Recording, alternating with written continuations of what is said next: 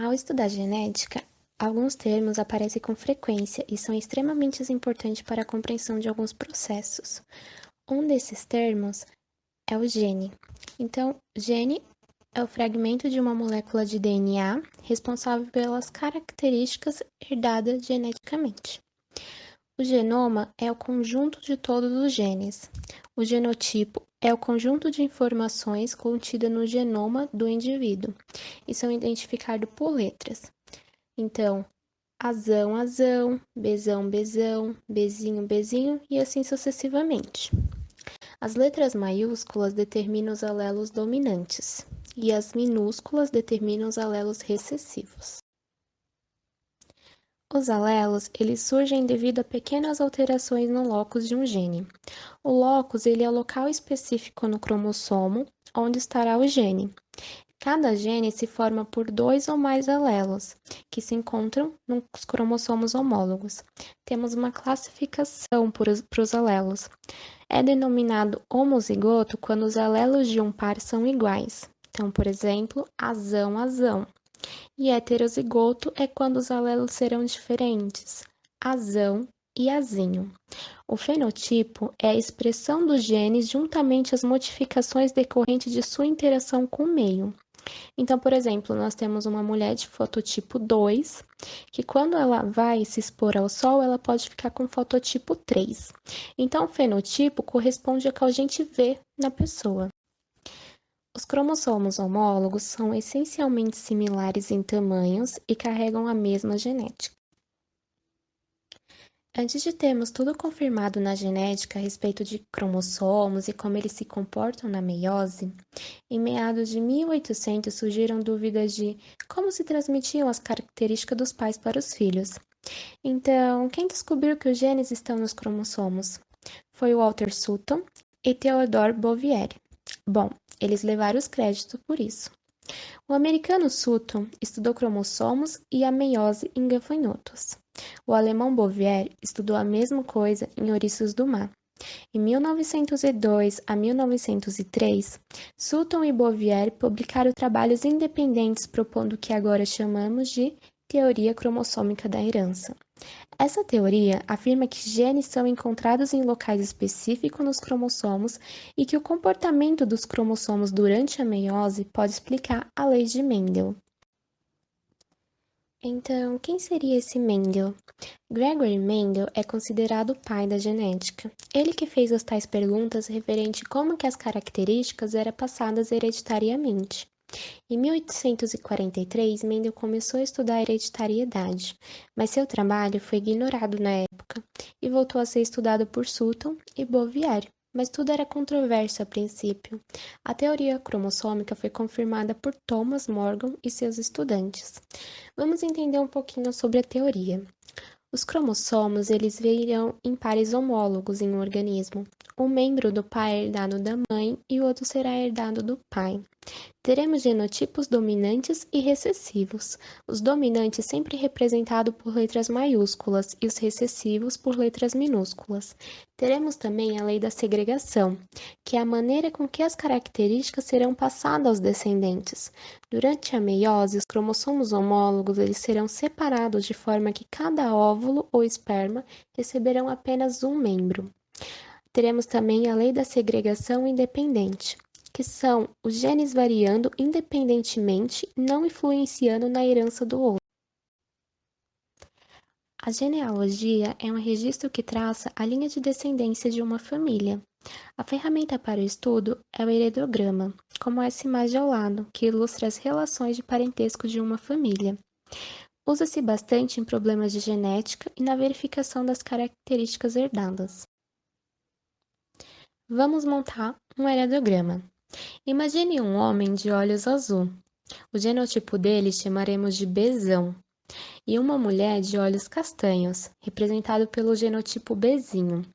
Fazendo um heredograma deles, pelo B ser maiúsculo e ser o alelo dominante, ele vai inibir o alelo recessivo e determinará a aparência do organismo. Então teremos um filho de olhos azul, depois da fecundação entre eles. Também teremos uma herança ligada ao sexo. A mulher, ela apresenta um gameta sexual, que é o X. Já o homem apresenta gameta X e gameta Y. Esse exemplo do lado mostra como foi passada uma doença ao filho. Vimos que um par é herdado da mãe, ou seja, como ela só tem o X, ela irá doar o genotipo X. Já o homem vai depender de qual gameta chegar primeiro no óvulo, se será o X ou o Y.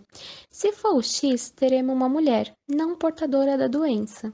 Porém, se for o Y, teremos um homem portador da doença, pois a mãe é portadora da doença no gameta X. Mutações gênicas são mudanças que acontecem nos genes, ou seja, ele sofre uma mudança estrutural, proporcionando assim o aparecimento de novas formas em um gene.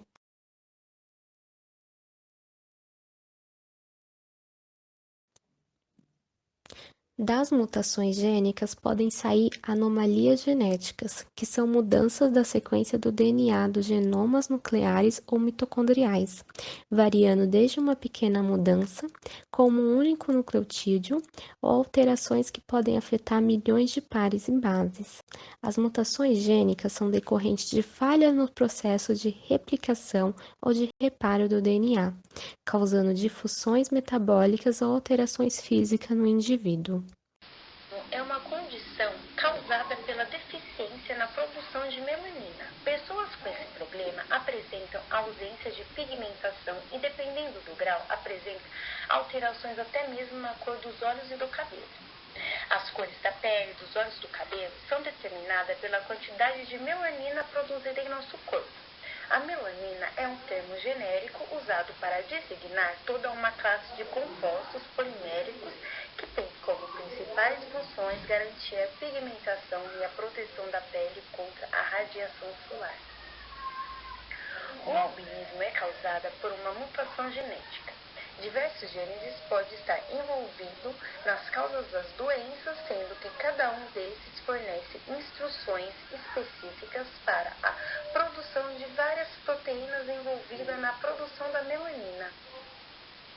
A melanina é produzida por células chamadas melanócitos, que são encontradas em pele, no cabelo e nos olhos. A mutação genética pode resultar na ausência total da melanina, ou em uma diminuição significativa na quantidade da melanina produzida pelo corpo, levando aos sinais e sintomas clássicos do albinismo. Sintomas: as pessoas apresentam pele e cabelos brancos até olhos azuis ao nascimento. Alguns pacientes, com o tempo, passam a produzir melanina durante a primeira infância, exibindo um aumento na pigmentação. Outros, no entanto, permanecem como estão. O subtipo mais comum em habitantes da África, em afro-americanos e nativos americanos também, a pessoa pode apresentar cabelo loiro, ruivo, cor de gengibre ou vermelho vivo. Os olhos tendem a ser azuis ou castanhos bem claros. A pele branca ao nascimento também pode se desenvolver sardas e pintas ao longo dos anos conforme a pessoa é exposta ao sol.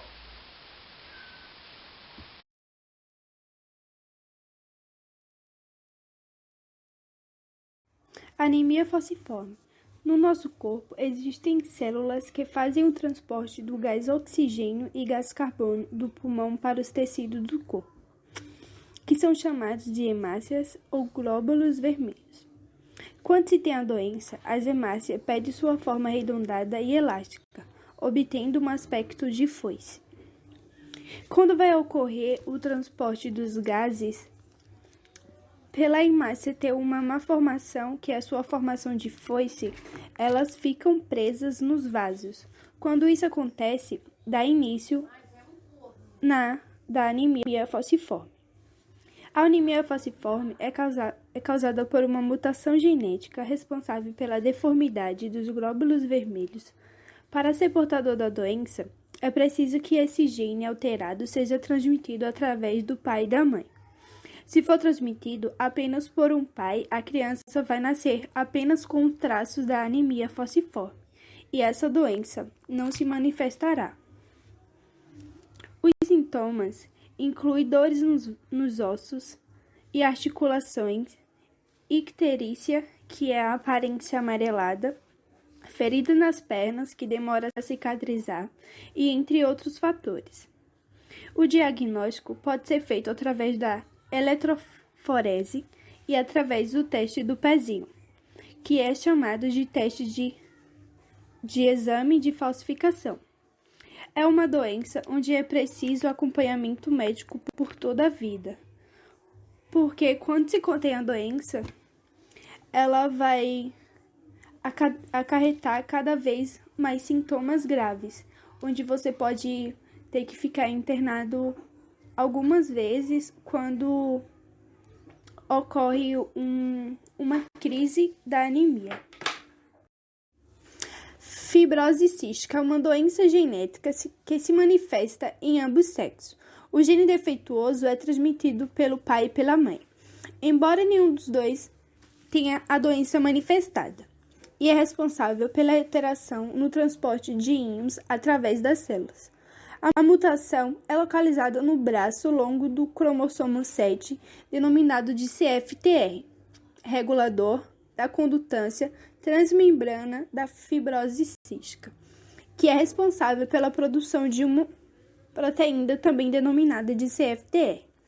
Um canal de cloro de bicarbonato de sódio que está presente na superfície das células epiteliais. Quando se obtém apenas um gene defeituoso, a doença não se manifestará. Quando você tem os dois genes defeituosos, a doença se manifestará. Por isso, os pais podem transmitir a doença mesmo não tendo uma doença manifestada. O diagnóstico é feito no teste do pezinho, teste do suor e no teste do pré-natal. Dentro dos pulmões há uma rede de tubos que se divide em outros tubos que se tornam cada vez menores à medida que se aprofundam nos órgãos. São esses tubos que são chamados de vias aéreas. As vias aéreas ciliadas, ou seja, revestidas por pequenos pelos que balançam de um lado a outro para varrer o muco para fora. Normalmente, o muco nos pulmões captura germes que são capazes de causar infecções e, em seguida, varre para fora dos pulmões, que são varridos pelos cílios. Esse muco é eliminado por meio da tosse, é assim que ele é expelido. Para os cílios conseguirem fazer isso, parte interna das vias aéreas precisam estar de forma úmida para que os cílios movimentem livremente. Quando se tem a fibrose cística, tem uma proteína CFTR em um número reduzido ou com defeito, podendo resultar na produção de um muco espesso. Com isso, os cílios têm dificuldade para se mover livremente e varrer o muco para fora do pulmão. Ocorre, então, o acúmulo de muco e germes, acarretando sintomas como chiado no peito, falta de ar, tosse persistente, que produz um catarro espesso, infecções no pulmão e branquiectasia. O muco espesso e pegajoso bloqueia os ductos pancreáticos biliares, onde traz consigo um mau funcionamento do intestino delgado, onde atrapalha no crescimento e causa uma puberdade tardia, um lento ganho de peso. Mesmo se você ingerir uma grande quantidade de alimento, ainda assim vai ter uma grande dificuldade de pegar peso. O suor salgado é devido à disfunção da proteína CFTR, que faz com que o sal não seja absorvido devidamente. O tratamento da fibrose cística exige o acompanhamento de equipe multidisciplinar, composta por pneumologista, endocrinologista, gastroenterologista, geneticista, fisioterapeuta, nutricionista e entre outros.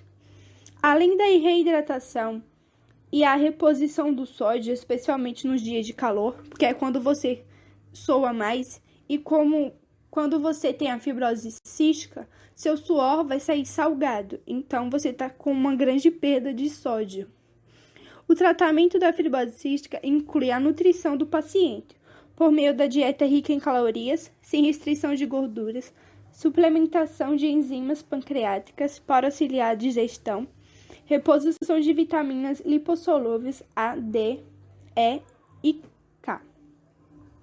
Inalações diárias com soro fisiológico, brancardilatadores ou mucolíticos, conforme as características da secreção.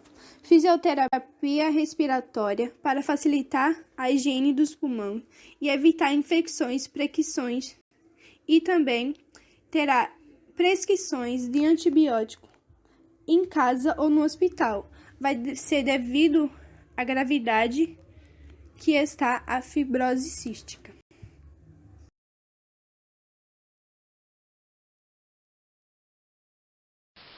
Mutações cromossômicas. Ocorrem alterações das partes inteiras do cromossomos, modificando as sequências de genes do cromossomos, dominando alterações e também estruturas ou até mesmo o número do cromossomos, que são as alterações numéricas. Aneuploídeas, há um aumento ou perda de um cromossomo, tanto no autossômicos como nos sexuais, causando uma série de distúrbios, como, por exemplo, síndrome de Down, provocado pela trissomia do cromossomo 21. Síndrome de Turner, causado pela monossomia do cromossomo sexual X. A síndrome de Klinefelter, provocada pela trissomia do cromossomo sexuais.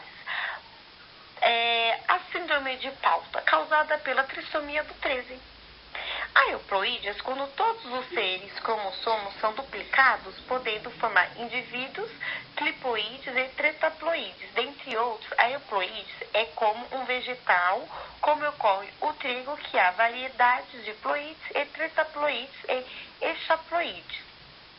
As mutações estruturais provocam a quebra em pedaços do cromossomos e os pedaços quebrados podem se unir a outro cromossomo ou se perder.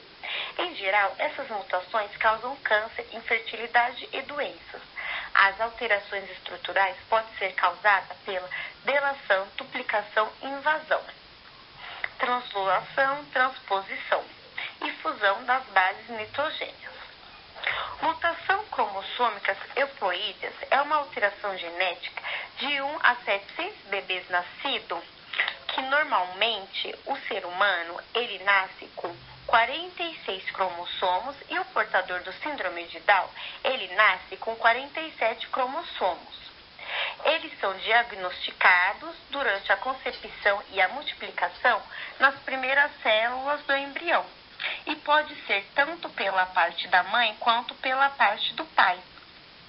Ele sempre na tabela aparece como o número 21 do síndrome. Também é chamado de trissomia do 21, o portador de Down. Tem também algumas características bem típicas, como uma linha na mão, os dedos bem pequenininhos, os cabelos lisos e bem ralinhos, os rostos arredondados, olhinhos puxados, e também tem excesso de gordura na nuca. Nunca podemos falar sobre a cura, mas podemos falar sobre o tratamento para a vida.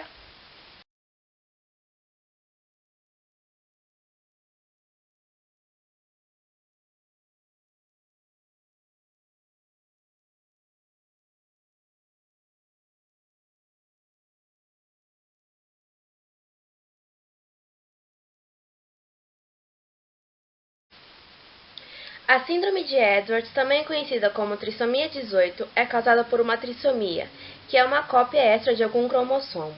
No caso da síndrome de Edwards, é no cromossomo 18. Em vez dos 23 pares ao todo de 46 cromossomos, o indivíduo tem 47 cromossomos. Essa síndrome pode acontecer de 3 formas distintas. A completa, sendo o tipo mais comum, ocorre em cerca de 95% dos casos. Por uma trissomia completa, significa que o cromossomo S está presente em todas as células do corpo do indivíduo. Essa trissomia não é hereditária. A parcial, que são raras, elas ocorrem quando apenas uma parte do cromossomo extra está presente. Nestes casos, pode ser alguma raiz hereditária. No caso da parcial, o pedaço extra do cromossomo 18 se apega a outro cromossomo antes ou após a concepção. Portanto, os indivíduos que têm essa forma da síndrome têm o par de cromossomos 18 mais o pedaço parcial extra do cromossomo 18. E a aleatória, que é o tipo mais raro da síndrome. Ela ocorre quando o cromossomo extra não está presente em todas as células do corpo. Assim como acontece na completa, a aleatória não é hereditária e ocorre aleatoriamente durante a divisão celular. A síndrome de Edwards está diretamente ligada à idade da mãe. Mulheres que engravidam acima dos 35 anos estão mais sujeitas a terem filhos com a síndrome. Já para o bebê, a doença costuma ocorrer com maior frequência nas crianças do sexo feminino, embora a taxa de mortalidade após o nascimento seja maior no sexo masculino. Algumas das características apresentadas pelos portadores é um crânio disforme, onde o osso occipital é proeminente, micrognatia, que é uma desordem no crescimento facial, que afeta parcialmente a mandíbula, que se encontra de uma forma retraída em relação à maxila e entre outros sintomas.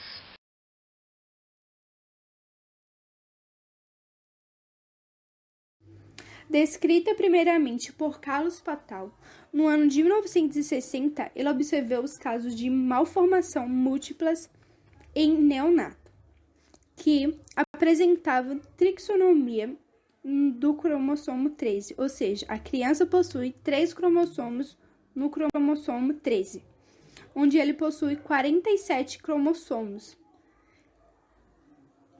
Essa anomalia origina-se no gameta, no óvulo, ou na disfunção dos cromossomos durante o processo de anáfase 1 da meiose. Origina-se gametas com 24 cromátides, ou seja, o gameta apresenta um par de cromossomos 13, que em conjunto com o cromossomo 13 do espermatozoide, resulta um embrião com trissonomia. Trissonomia, 3 cromossomos. Quando nasce com essa síndrome, existe uma malformação do sistema nervoso central, baixo peso quando nasce, defeito na formação dos olhos ou pode nascer sem os olhos, anormalidade no controle da respiração, problemas auditivos e malformação das mãos. É uma doença letal, onde geralmente as crianças morrem no primeiro mês de vida. O diagnóstico clínico da síndrome de Patal a ser confirmado no exame pode ser confirmado no exame cromossômico e é fácil, pois nos primeiros sinais de vida, os sinais já são comuns.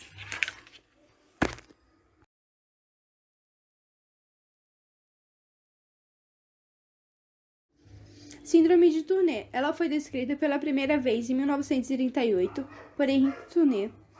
Essa síndrome é uma anomalia genética que está relacionada à monossomia.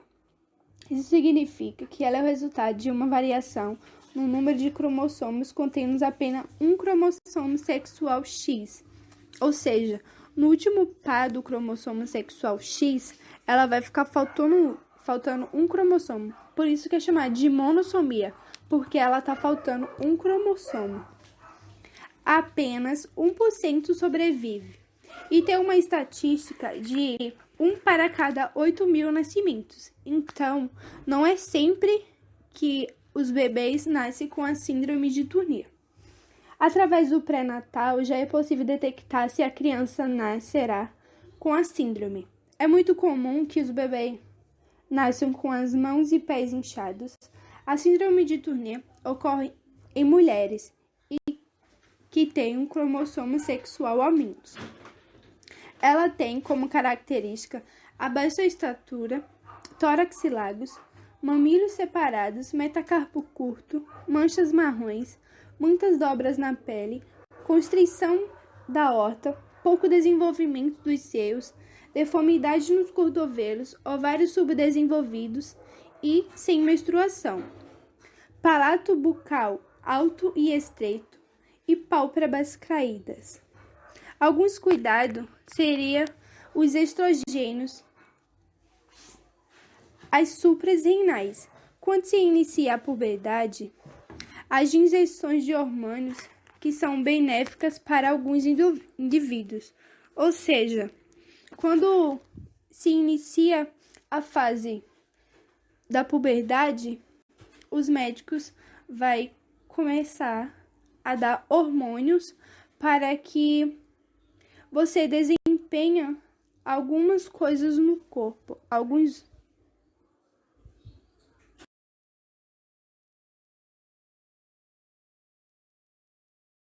A síndrome de Klinefelter, também conhecida como síndrome 47XXY ou hipognatismo.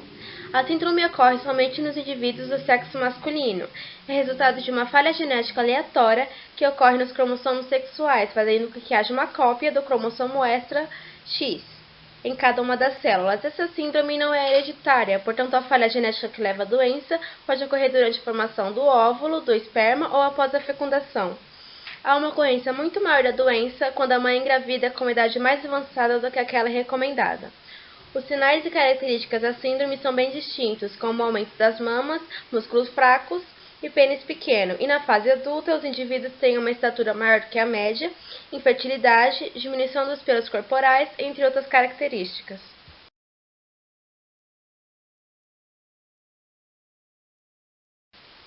Também é conhecida como a síndrome do 5p- ou síndrome do Cri-du-Chat. É uma condição genética que resulta de uma alteração cromossômica.